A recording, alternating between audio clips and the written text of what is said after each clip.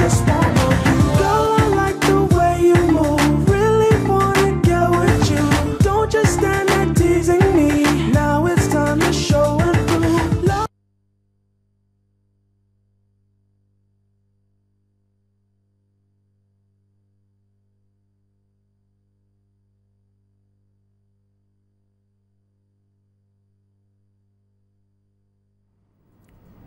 It's another beautiful Sunday afternoon. This is Rubbin Minds. Welcome. My name is Abubakar Sadiq, and great to have you here with us once again. It's day 34. 34 days since over 200 girls were abducted in a town in Borno State, Chibok, from the government secondary school in Chibok.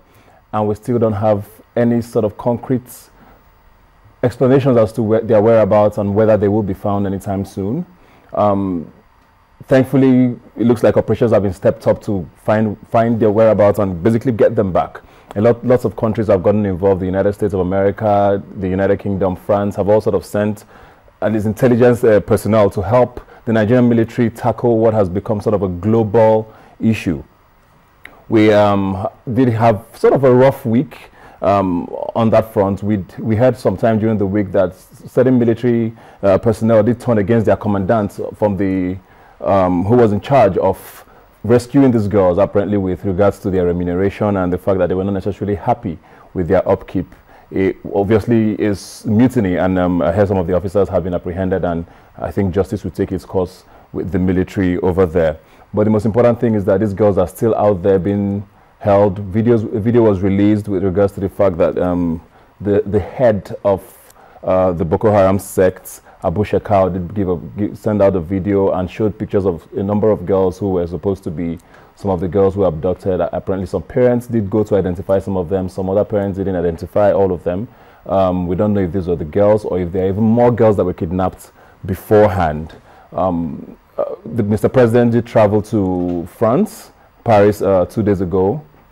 Oh, sorry, yesterday, and met with the president of France, with and other presidents of neighboring countries, Cameroon, Chad, Niger, and the Republic of Benin, to sort of find a solution to this. We did hear that was because our neighbor Cameroon had become sort of involved in all of this and needed to be brought into the fight, because Cameroon had become a very critical part of this fight against Boko Haram. We did hear that they reached some resolution. We didn't get details of it completely, but we did know that they released a statement saying that they had declared war against Boko Haram.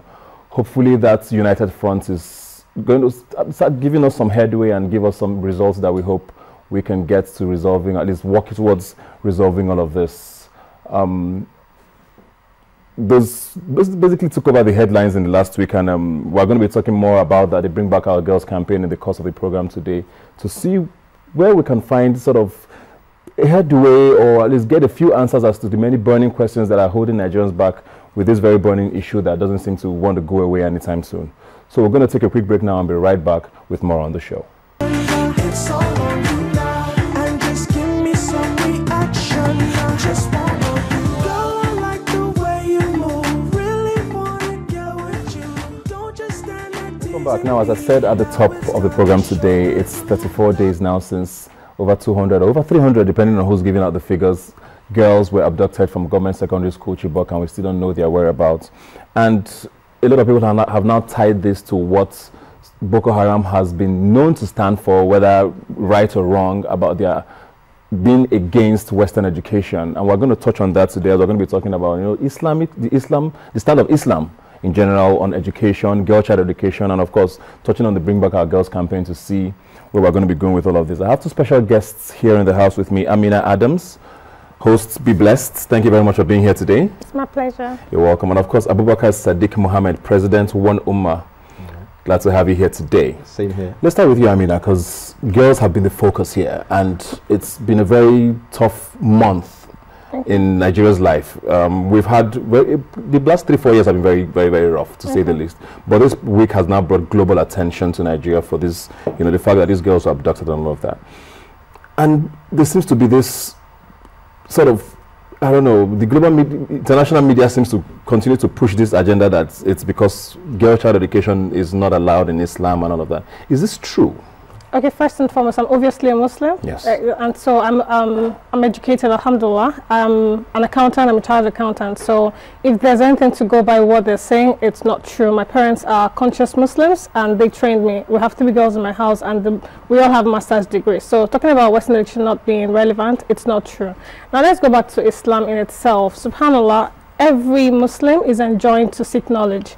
Go as far and as wide as you can to seek knowledge. That's what the Quran tells us. That's what the Prophet ﷺ tells us. So from there, I honestly have no idea where these people read from. I can certainly, with a 1001% surety, put my hand on my chest and say they're not reading from my Quran. They're not reading any of the Hadith books. So they need to tell us where they're reading from, but it's nothing to do with Islam. For the benefit of those people like me, I mean, I'm not Muslim. I haven't read the Quran extensively. I have gone through it a few times.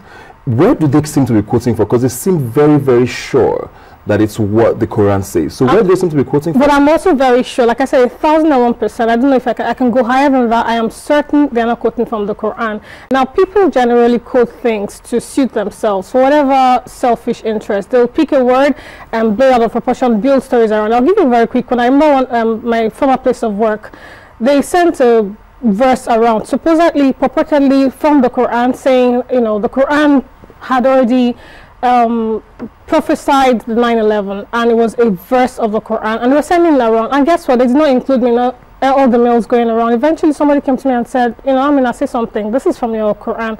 I said, come on, you're literate. Go online. Just Google, say Quran online, or just type this verse and say, call it up from the Quran. There's no such thing. So where they get it from, it beats me. That's the honest truth. Abubakar, it seems like, she's spoken for the women. Do the men see it this way as well? Because, a good number, at least from arrests that we've seen and some of the videos we've seen, of people who perpetrate these are men. So do you think it's a male point of view? Well, Bismillah ar-Rahman ar-Rahim. Really, just like she said, it's really unfortunate how they have misinterpreted and are misrepresenting the teachings of the Quran and the teachings of Islam.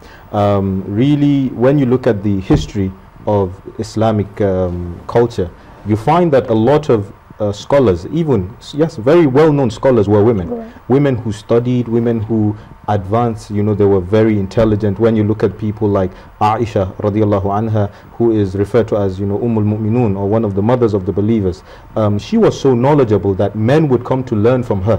One of her, nephews, who later on became a very renowned scholar in Islamic theology, he would always narrate that anything he would learn would be from his aunt, Aisha. So Islam does not harbor, Islam doesn't prevent women from seeking knowledge, or men either. Because when you look at this sect, just as, yes, this occurrence of the girls that were abducted in Chibok, there was also an incident back in Ladi. I don't know if you heard about that, of the young boys who were in the hostel. They were all killed, slaughtered. So anyone who looks at this, unfortunately, feels these people are actually on some sort of, they have some sort of evidence from the Quran to state or to support what they're doing. But I can categorically tell you this: the Quran doesn't accept this. It doesn't allow this. In fact, we are told in the Quran to seek for knowledge. Fa'alam, go and seek for knowledge, go and learn, because verily those who have knowledge are the ones who fear the Almighty. And knowledge here could be, anything.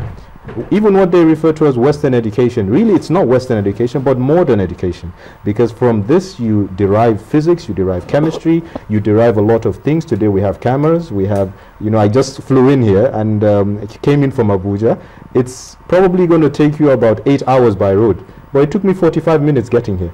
So when you look at, this innovation, which is very good, it makes you get to a place at a specified time, and it eases your life basically. So modern education did come to provide us with a lot of, goodness, a lot of ease, conveniences. You have the smartphones, you have so many things. There's so many things I can go into to give us examples of what modern education has given. So sadly, this stance they have is not from Islam. It has nothing to do with Islam, and like a lot of people have condemned it all across the world. They have condemned their actions and condemned their ideology as well. Yeah. You touched on something earlier there when you mentioned the sects, and I want to go into the sects, the issue of sects now. I know we have that in Christianity, where there's Baptist, the Catholic, the Anglican, and all of that. Is that how it works there? And Does Boko Haram, do they believe, or are they followers of a particular sect?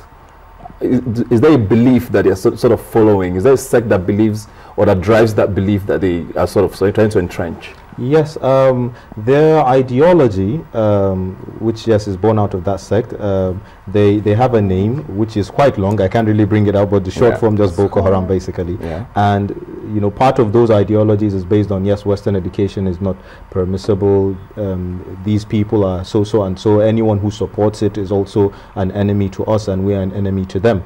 So indirectly, they are basically taking the whole Muslim nation. Because for someone like me, for example, I am, you know, by the grace of God, yes, a little bit educated. I say a little bit because I still have plans to still reach out, study PhD and all that. I actually grew up here. I studied here in Lagos, King's College to be precise, and those were the best times of my life. You know, the knowledge I got from there was quite good. So basing this on what they have, it's that ideology that drives them. It's that fact that they feel they are on a right path, and they are actually holding on to something that will gain them salvation, which unfortunately they are further away from salvation than they think they're close. So these are some of the things that drives them. Yes, there are sects that exist in Islam. We had been told by the Messenger of Allah that these sects would come up, that there would come up people who they would raise their own opinions, or they would, you know, stand on their opinions on certain issues contrary to what I have brought, and they would mislead people from the right path.